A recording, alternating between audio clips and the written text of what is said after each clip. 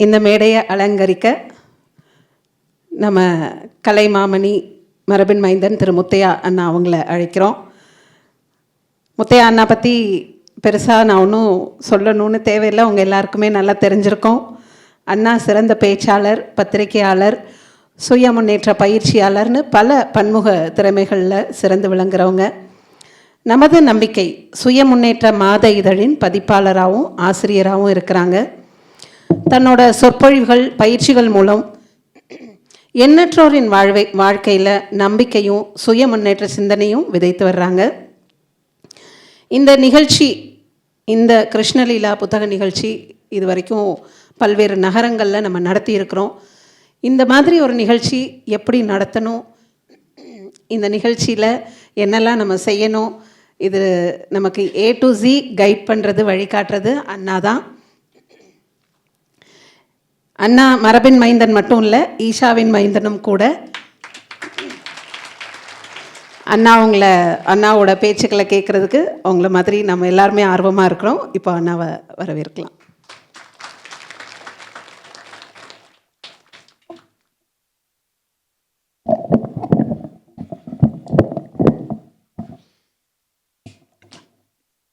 ஆனந்தமாய் என் அறிவாய் நிறைந்த அமுதமுமாய் வான் அந்தம் ஆன வடிவுடையாள் மறை நான்கினுக்கும் தான் அந்தம் ஆன சரணார விந்தம் தவள நிற கானந்தம் ஆடரங்காம் எம்பிரான் முடி கண்ணியதை கண்ணியது உன் புகழ் கற்பது உன் நாமம் கசிந்து பக்தி பண்ணியது உன்னிரு பாதாம்பயத்தில் பகல் இரவா நன்னியது உன்னை நயந்தோர் அவையத்து நான் முன் செய்த புண்ணியம் ஏது என் நம்மே புவியேழையும் பூத்தவளே. வணங்குதலுக்குரிய இந்த விழாவினுடைய தலைவர், எங்கள் அன்பிற்கும் மதிப்பிற்கும் உரிய ஸ்ரீ கிருஷ்ணா ஸ்வீட்ஸ் நிர்வாக இயக்குனர் முரளி அவர்களே, பாரதிய வித்யாபவன் தலைவர் திரு ராமசாமி அவர்களே,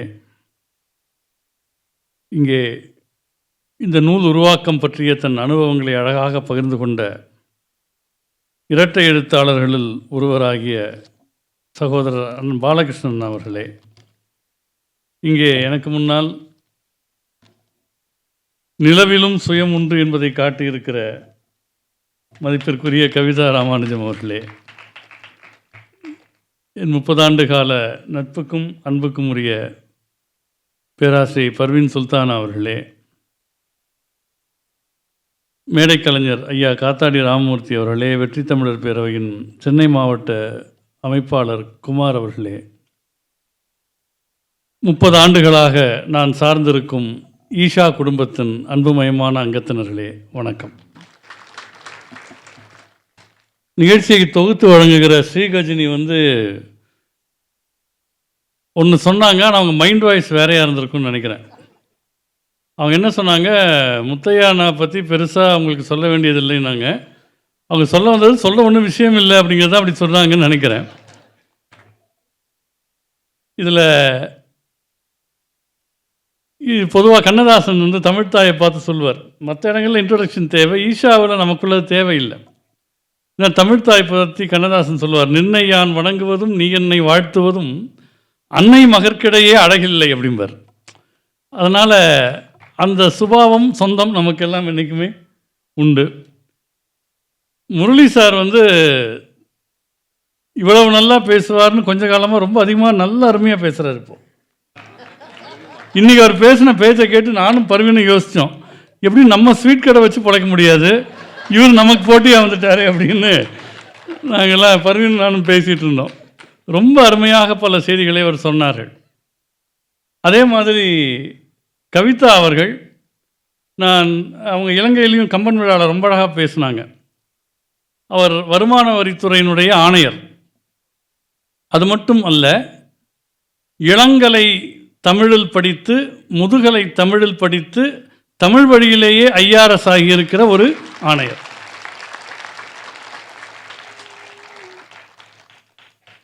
இவ்வளவு சிறப்புகள் நிறைந்த இந்த சபையில்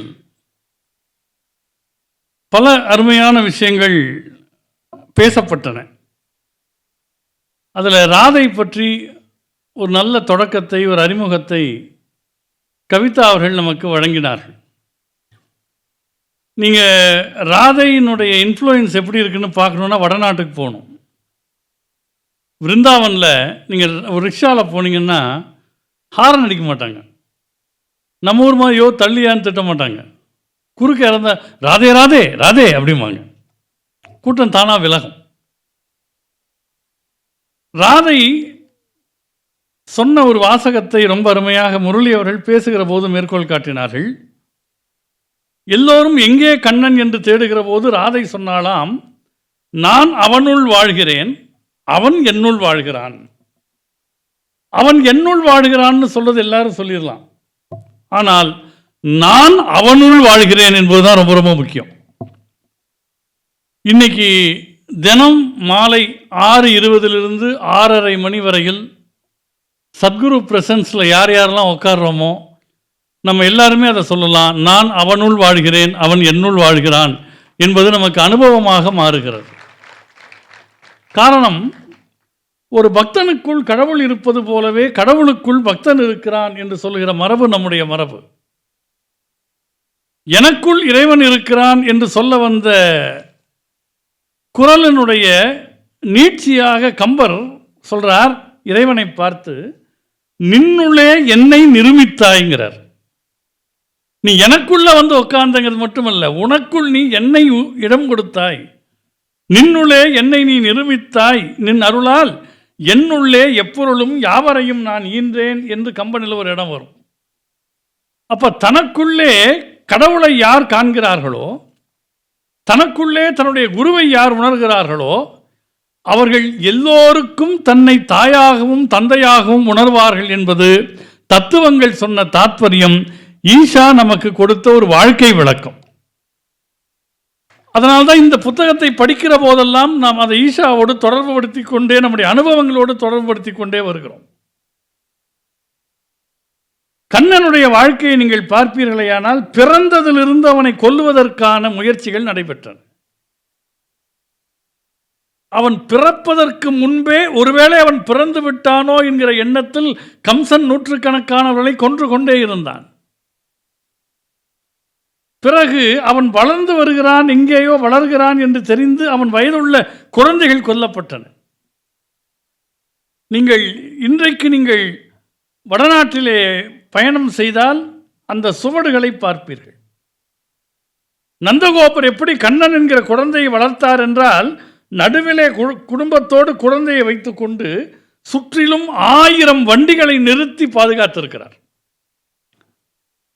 சத்குரு சொல்லுகிறார், தொடக்கத்திலிருந்து கொலை முயற்சிகள் நடைபெற்றன.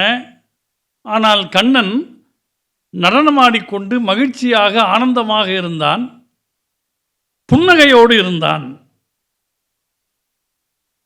இந்த இடத்துல ஒரு வாசகம் நமக்கெல்லாம் ஞாபகம் வரும். நம்ம திருவிளையாடல் படத்தில் சிவாஜி ஹஹான்னு சிரிப்பார். ஒன்று நம்ம நாகேஸ்வர் டைலாக் சொல்வார், தெய்வீக சிரிப்பையா உமக்கு அப்படிம்பார். சத்குரு இங்கே சொல்கிறாங்க, புன்னகை என்பது தெய்வீகம் அல்ல, அது மனித இயல்பு. ஆனால் மனிதன் புன்னகைக்க மறந்து விட்டதால் அது ஏதோ தெய்வீகம் என்று கருதி கொண்டிருக்கிறான் என்று சத்குரு சொல்லுகிறார். அப்போ வாழ்வினுடைய எல்லா இடர்பாடுகளுக்கு மத்தியிலும் மனதை சமநிலையிலே வைத்து மகிழ்ச்சியோடு வாழ்ந்து கொண்டிருந்தவன் கண்ணன் என்பது இந்த புத்தகத்தில் ரொம்ப அருமையாக வலியுறுத்தப்படுகிறது. நான் இந்த புத்தக வெளியீட்டு விழாவில் பல ஊர்களில் பேசிவிட்டேன். இன்றைக்கு சில முக்கிய இடங்களை மட்டும் நான் தொட்டு காட்டுகிறேன். முரளி அவர்கள் பேசுகிற போது இந்த அத்வைதம் பற்றி சொல்லுகிற போது அவருடைய துறையிலிருந்தே ஒரு உதாரணம் சொன்னார். கடலை மாவு, சர்க்கரை, நெய், ஏன்னா இதெல்லாம் சுத்தமான நெய்யால் தயாரிக்கப்படுபவை அப்படிங்கிறதுனால அந்த உதாரணத்தை அவர் சொன்னார். நான் பள்ளிக்கூடத்தில் படிக்கிறப்ப வெண்பா எழுத இலக்கணத்தை படிக்கிறதுக்கு முன்னால் பர்வீன், இப்போ சத்குரு பற்றி 100 வெண்பா புத்தகம் வந்திருக்கு. வெண்பா இலக்கணம் எனக்கு சரியாக வராத போது 9ஆம் கிளாஸில் அந்த வடிவம் எனக்கு பிடிச்சிருந்தது. ஆனால் வெண்பா எழுதணும்னு ஆசை, இலக்கணம் சரியாக தெரியாது. ஸோ என்ன மாதிரி ஆசைப்பட்ட 4-5 பசங்களை சேர்த்துட்டு நான் ஒரு குழு ஆரம்பித்தேன். வெண்பா விலாஸ் அப்படின்னு போட்டு, இங்கு செய்யப்படும் வெண்பாக்கள் சுத்தமான இலக்கணத்தால் செய்யப்பட்டவை அல்ல அப்படின்னு ஒரு டிஸ்க்ளைமர் போட்டு பண்ணேன். இப்போ ஒரு சார் சொன்னார் இல்லையா, இந்த கடலை மாவு, சர்க்கரை, நெய், அது ரொம்ப அழகாக ஒரு விஷயம் சொன்னார். அது மூன்றும் கலந்த பிறகு அதை யாரும் தனித்தனியாக கடலை மாவு, நெய், சர்க்கரைன்னு சொல்லுறதில்ல, மைசூர் பான்னு சொல்லிடுறாங்க. ஏன்னா அந்த வெண்பா மாதிரி மைசூர் பா ஒரு பா, வெண்பா, ஆசிரியப்பா, அகவல்பா, மைசூர்பா, இதெல்லாம் தமிழர்கள் வாழ்க்கையோட கலந்து போச்சு. ஆனால் இதில் ஒரு விஷயம் இருக்கு. இது மூணும் சேர்ந்த பிறகுதான் அது மைசூர்பா ஆகிறது.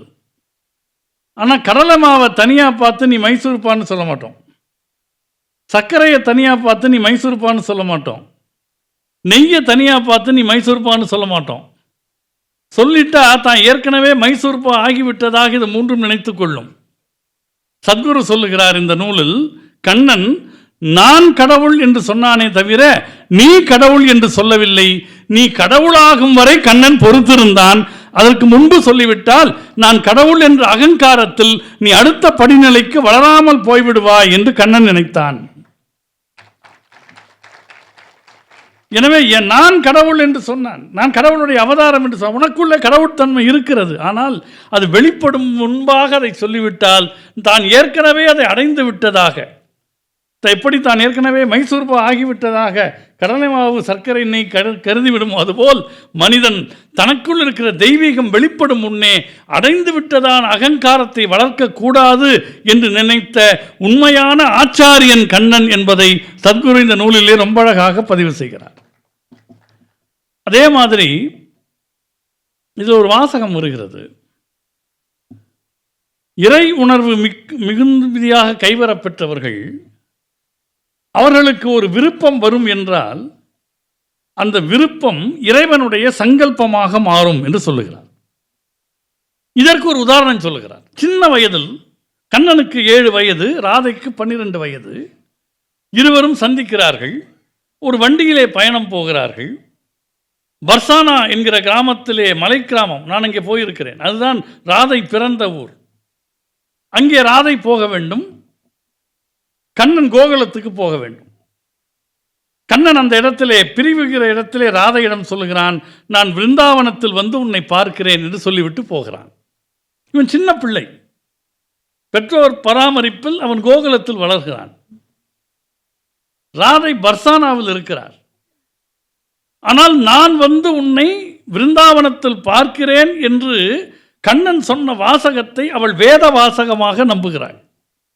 என்னை பார்க்க கண்ணன் வருவான் என்கிற உறுதி ராதைக்கு இருக்கிறது. என்ன நடக்கிறது என்றால், பர்சானாவில் இருந்த குடும்பங்கள் எல்லாம் குடிபெயர்ந்து விருந்தாவனத்துக்கு குடிவருகின்றன. அதே நேரம் கோகுலத்திலே வன விலங்குகள் எல்லாம் ஊருக்குள்ளே புகுந்து சிரமம் கொடுக்கின்றன என்பதால் அந்த ஊரில் இருப்பவர்களெல்லாம் காலி செய்து கொண்டு விருந்தாவனத்துக்கு போகிறார்கள். இயற்கையாக நடக்கக்கூடிய ஒரு விஷயம், ராதையை பர்சானா மலையிலிருந்து விருந்தாவனத்துக்கு அழைத்து வருகிறது, கண்ணனை கோகுலத்திலே இருந்து விருந்தாவனத்திற்கு அழைத்து வருகிறது. சத்குரு சொல்லுகிறார், உன்னை அங்கே வந்து சந்திப்பேன் என்று சொன்ன ஒரு சொல் இறைவனுடைய சங்கல்பமாக மாறி ஊரையே இங்கு பெயர்த்து கொண்டு வருகிறது. இதற்கு இந்த நூற்றாண்டில் என்ன சாட்சி? நான் ஈஷாவில் ஒரு அனுபவத்தை சொல்லுகிறேன்.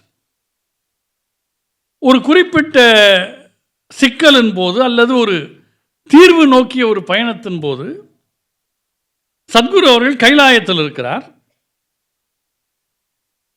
அந்த சிக்கலை கையாள்பவர்களோடு ஒரு கான்கால், ஒரு ஃபோனில் வந்து சத்குரு வர்றாங்க. ஆனால் அந்த காலில் நான் இருக்கிறேன். 2 கேள்விகள் சத்குரு கேட்கிறார்கள். இந்த சிக்கலில் நீங்கள் ஏன் நீதிமன்றத்தின் உதவியை நாடவில்லை? இது முதல் கேள்வி. இந்த சிக்கலில் நீங்கள் ஏன் பத்திரிகையாளர்களை பார்க்கவில்லை, பத்திரிகையாளருக்கு ஏன் உண்மையை சொல்லவில்லைன்னு கேட்குறாங்க. இது 2க்கும் பார்க்காததற்கான காரணங்களை நம்முடைய நிர்வாகிகள் விளக்குகிறார்கள். இது ஒரு திங்கட்கிழமை இரவு ஒரு ஃபோன் காலில் நடக்கிறது, எனக்கு நன்றாக ஞாபகம் இருக்கிறது. புதன்கிழமை நீதிமன்றத்தின் துணையை நீங்கள் ஏன் நாடவில்லை என்று சத்குரு கேட்டாரே, அந்த 2 நாட்களில் அந்த நீதிபதியே மையத்திற்கு வருகை தந்து அவர் கேட்க வேண்டிய கேள்விகளை கேட்டு விளக்கம் பெறுகிறார். நீதிபதி வந்திருக்கிறார் என்று தெரிந்து எல்லா பத்திரிகைக்காரர்களும் ஈஷாவுக்கு வருகிறார்கள். நம் பத்திரிகையாளர்களை அங்கேயே சந்தித்து விட்டோம். திங்கட்கிழமை இரவு சத்குரு கேட்ட கேள்விக்கு புதன்கிழமை தீர்வு வருகிறது. இவர்கள் மனதில் ஒரு விளைவு வந்தால் அது இறைவன் சங்கல்பமாக மாறும் என்று இந்த புத்தகத்தில் படித்ததை நான் நிதர்சனத்தில் ஈஷாவிலே உணர்ந்தேன்.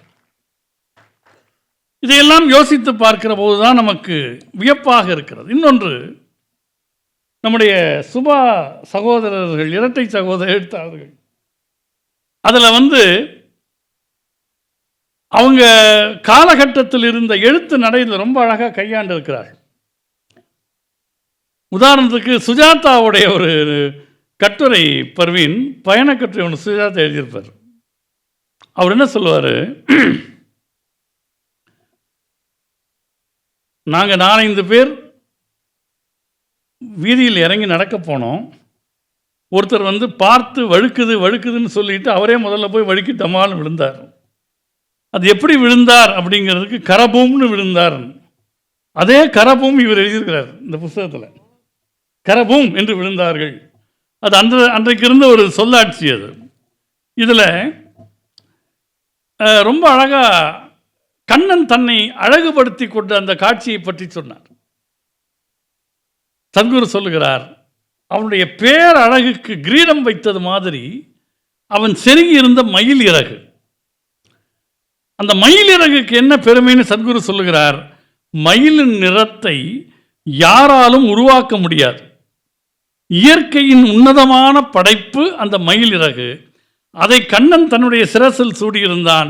ஏனென்றால் அவன்தான் இயற்கையின் உச்ச படைப்பு என்பதை உணர்த்துகிறான். சில அழகுகளை உங்களால் உருவாக்க முடியாது. நக்கீரர் ஒன்று சொல்லுவார், கை புனைந்து இயற்றா கவின் பெரும் வனப்பும்பர். கைகளால் உருவாக்க முடியாத பிரம்மாண்டமான பேரழகு. அதனால்தான் அழகின் வடிவமாக கருதப்பட்ட முருகனுக்கு எந்த வாகனத்தை கொடுப்பது என்று முடிவு செய்த முன்னோர்கள் அழகினுடைய உச்சமாகிய மயிலை வாகனமாக்கினார். ஒவ்வொரு வாகனத்துக்கும் ஒரு அர்த்தம் உண்டு. யமதர்மனுக்கு ஏன் எரும மாட்டை வாகனமாக கொடுத்தாங்கன்னு கண்ணதாசன் தான் சொன்னார்.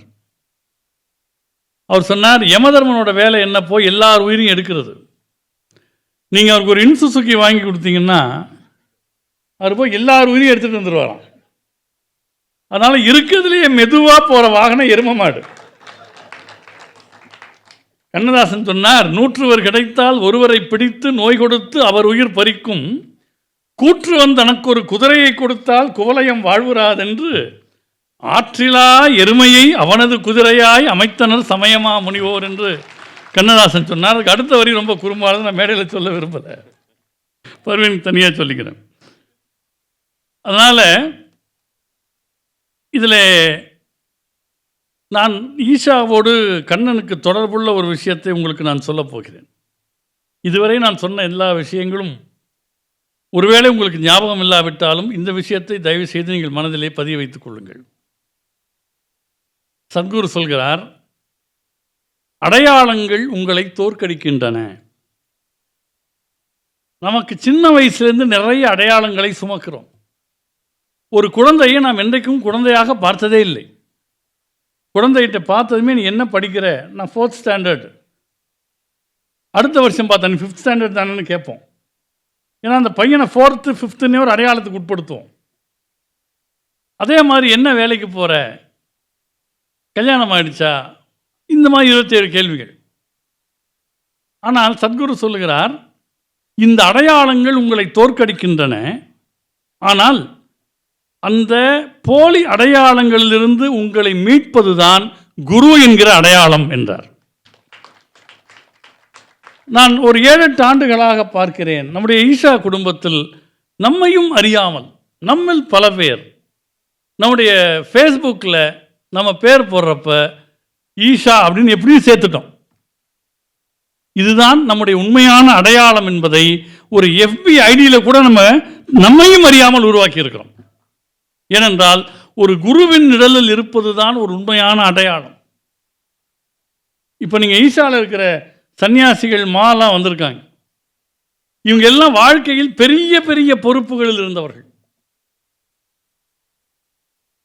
எல்லாருமே உயர்ந்த பதவிகளை வகித்தவர்கள். பஞ்சத்துக்கு சாமியாரானவங்க ஒருத்தன் கூட கிடையாது. பெரிய பொறுப்புகளை துறந்து விட்டு அங்கிருந்து அப்படி வந்தவர்கள். ஆனால் அந்த அடையாளங்களை விட்டு இப்போ இங்கே சாமி கிட்டலாம் போய் உங்கள் பூர்வாசிரம பேர் என்னன்னு கேட்டால் கூட சொல்ல மாட்டாங்க. அது எதுக்குன்னா அதான் சத்குரு வேறு பேர் வச்சுட்டாங்கல்ல. அந்த அடையாளத்தை கூட துறந்ததால் தான் ஒவ்வொருவரும் ஆன்மீகத்திலே நிமிர்ந்து நிற்க முடிகிறது. அந்த குரு என்கிற அடையாளம் எவ்வளவு முக்கியம் என்பதை சத்குரு அவர்கள் இந்த நூலிலே ரொம்ப அருமையாக சொல்லுகிறார். நான் இன்னும் ஒரு 2 செய்திகளை சொல்லி நான் நிறைவு செய்கிறேன். அதில் அர்ஜுனனை பற்றி சொன்னார். அர்ஜுனனுக்கு முதலில் கண்ணனை ஒரு தோழனாகத்தான் தெரியும். அத்தை மகனா தெரியும், தோழனா தெரியும். அவன் கடவுள்லாம் அவனுக்கு தெரியாது. நான் உனக்கு சொல்வதற்கு முன்பு சூரியனுக்கு சொன்னேன், சூரியன் விஸ்வாவுக்கு சொன்னான்னு கண்ணன் கீதையில் சொல்கிறப்போ இவன் அர்ஜுனன் குறுக்கு கேள்வி கேட்குறான். நீ என் கூட தானே இருக்க, நீ எப்படி சூரியனுக்கு சொல்லியிருப்பேன்னு. அப்போ விஸ்வரூபத்தை பார்ப்பதற்குரிய யோகியதையை கொடுத்து விஸ்வரூப தரிசனத்தை காட்டிய பிறகுதான் நீ கடவுள்னு அவன் புரிஞ்சுக்கிட்டான். எனக்கு தோழனாகவும் தாயாகவும் குருவாகவும் இருந்து என்னை காப்பாற்ற கடவுது. அதனால்தான் பாரதி கண்ணன் பாட்டை தோழன்கிற மனநிலையில் ஆரம்பிப்பான். கண்ணன் என் தோழன் என்று தொடங்குவான். பகைவர்கள் வருகிற போது கூட அலட்டிக்கொள்ளாமல் இருந்தது கண்ணனுடைய இயல்பு. முரளி சார் பேச ரொம்ப அழகாக சொன்னார். நீங்கள் நம்ம புஸ்தகத்திலேருந்து மேற்கோள் காட்டுறதா முரளி சார்டன் மேற்கோள் காட்டுறதான்னு தெரியாத அளவுக்கு அவர் பேசியிருக்கிறார்.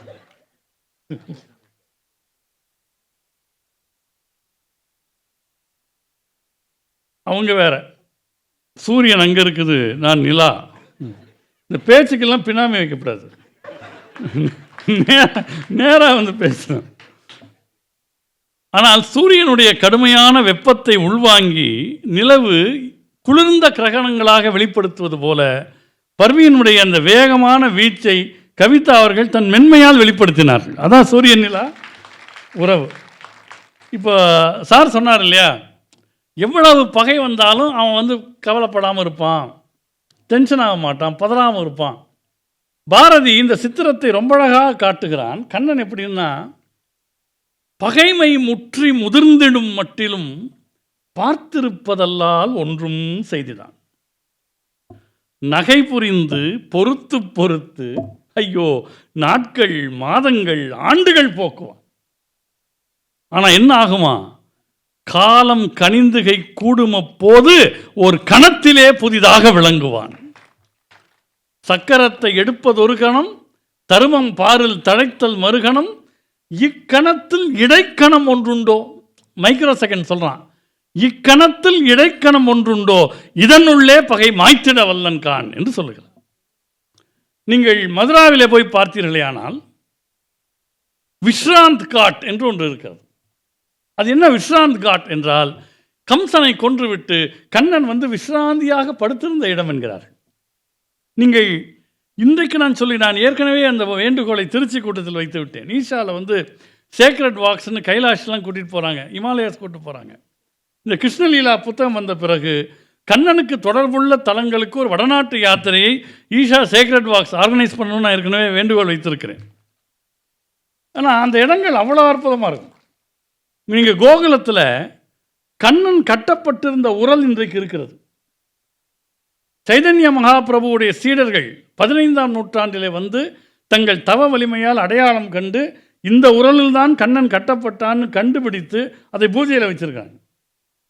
எல்லாத்த விட கோவர்த்தன மலையை வந்து இப்போ வருஷம் இழைச்சிக்கிட்டே வருதுங்கிறாங்க. ஹைட் கம்மியாகிட்டே வருதான். அது எப்படின்னா, அதனுடைய ஒரு எண்டு குனிஞ்ச மாதிரி இருக்கும், மயில் மாதிரி இருக்கும். குனிந்து இறை பொறுக்குகிற மயில் மாதிரி கோவர்த்தன மலை இருக்கும். மயிலினுடைய 2 கண்கள் மாதிரி அங்கே 2 குளங்கள், ஒன்று ராதா குண்ட், இன்னொன்று ஷியாமா குண்ட். கண்ணன் குளம் ஒன்று, ராதை குளம் ஒன்று. இந்த வரலாறுலாம் அங்கே விரிவாக பேசப்படுகிறது. எனவே அந்த காளிங்க நடனம் நடந்த இடம், காளியா பற்றி ஒரு சத்குரு ரொம்ப விரிவாக இதில் பேசுகிறார்.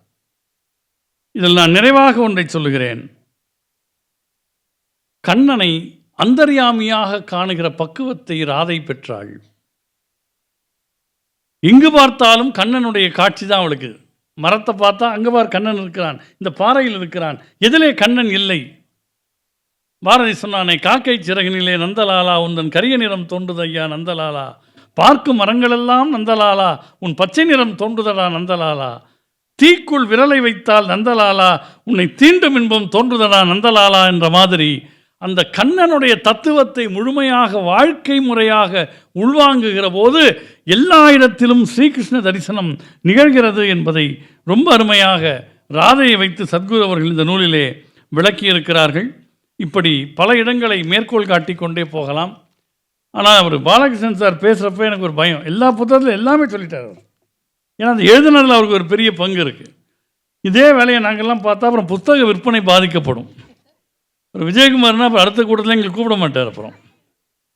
எனவே சத்குரு அவர்கள் கிருஷ்ணனை நம்முடைய வாழ்க்கை அனுபவமாக வழங்கியிருக்கிறார். இது முதல் பாகம் மட்டும்தான். இதற்கு இன்னொரு பாகம் வர இருக்கிறது. அதே மாதிரி மகாபாரதம் பற்றி சத்குரு நடத்தின ஒரு வார எக்ஸ்பீரியன்ஷியல் ப்ரோக்ராம் அது நூலாக வர வேண்டும் என்கிற எண்ணம் ஏற்கனவே ஈஷா பதிப்பாளர்களுக்கு இருக்கிறது. இவையெல்லாம் மீண்டும் நமக்கு தொன்மங்களை, இதிகாசங்களை மீட்டுருவாக்கம் செய்யும் என்று சொல்லி இந்த நல்ல வாய்ப்புக்கு நன்றி தெரிவித்து இடம் சார்கிறேன். நன்றி, வணக்கம்.